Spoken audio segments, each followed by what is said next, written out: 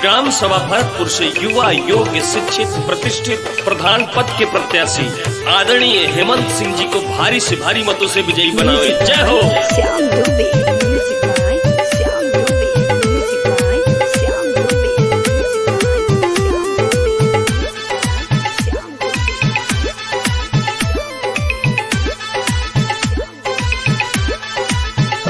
सुनी अर्जी करीले हाथ जोड़ी जी, अब की हेमंत सिंह बाणे जरूरी जी, जरूरी जी, जरूरी जी।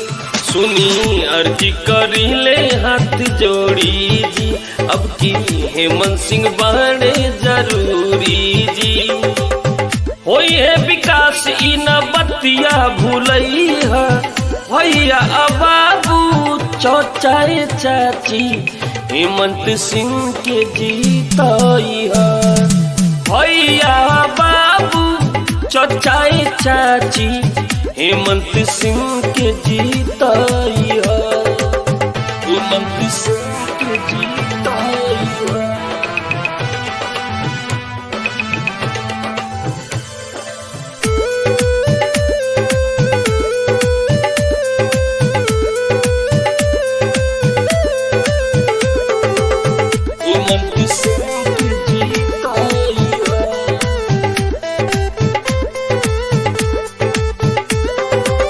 ग्राम सभा भरतपुर के बदली कहानी, बदली कहानी, बदली कहानी। ग्राम सभा भरतपुर के बदली कहानी, जीती है हेमंत सिंह तक मिली बिजली पानी।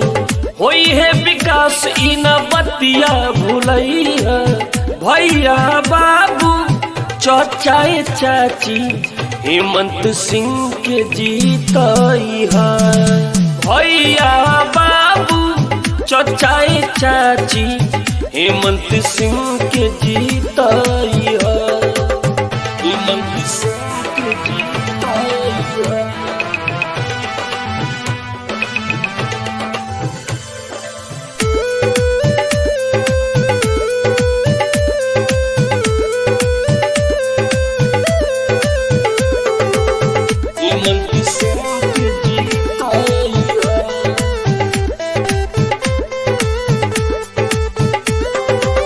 रोजी रोजगार सबके गाँव में मिल जाई,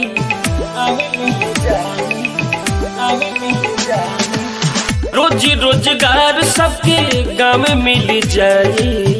केहू कमाए दिल्ली बम्बई न जाई, गावेला हजारी ई न बतिया भूलई है। भैया बाबू चौचाए चाची हेमंत सिंह के जीतई है।